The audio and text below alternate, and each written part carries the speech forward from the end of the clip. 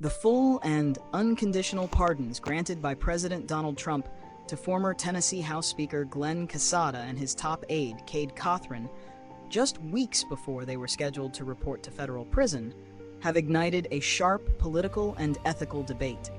Convicted by a jury on multiple counts of federal public corruption, the men were facing sentences of 3 years and 2.5 years, respectively. Summary and analysis. Casada and Cothren's convictions stemmed from a kickback scheme involving a taxpayer-funded legislative mailer program.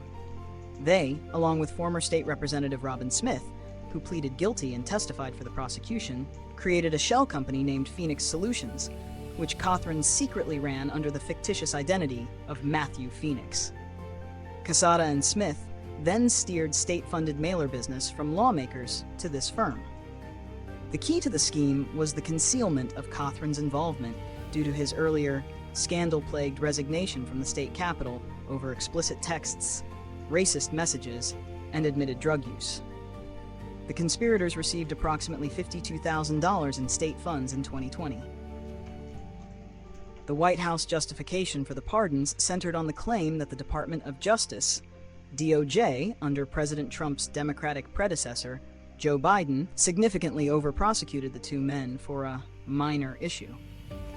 They argued the net financial loss to the state was minimal, less than $5,000 in one account, and that the penalties sought were excessive for a case not involving millions of dollars in fraud. This framing attempts to downplay a clear breach of public trust, focusing on the dollar amount rather than the use of public office for personal clandestine gain. Reasons for the pardons.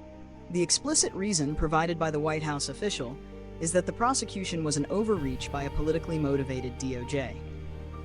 However, the action aligns with a clear pattern of President Trump using his clemency power to benefit political allies and figures convicted in high-profile corruption cases, often bypassing the traditional DOJ review process.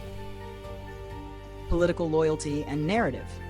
Both men are Republicans, and Cothren, in particular, had post-conviction posted messages claiming they were unfairly targeted. Granting a pardon reinforces the narrative that the criminal justice system is weaponized against the president's supporters.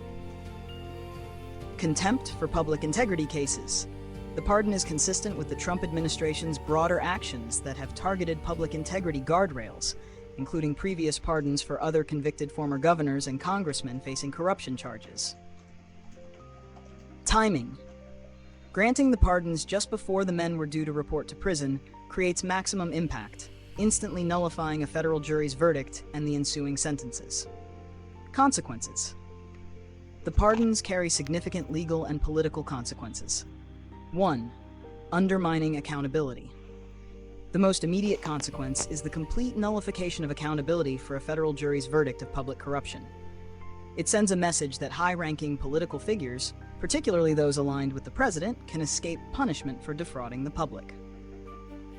2. Erosion of public trust.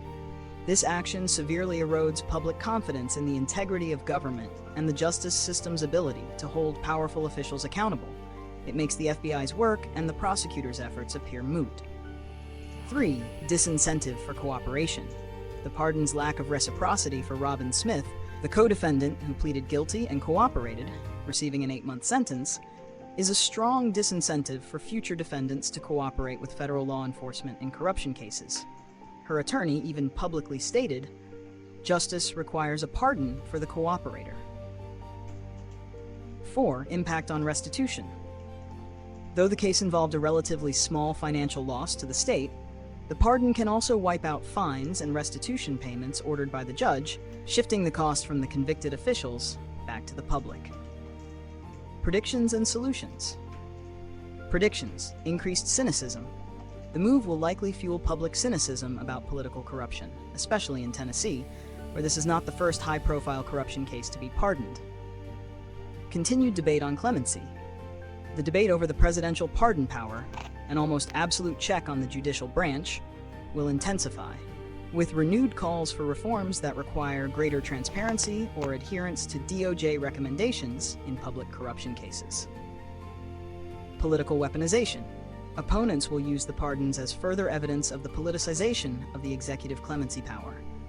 Solutions: policy and ethical recommendations. Judicial legislative review of clemency power.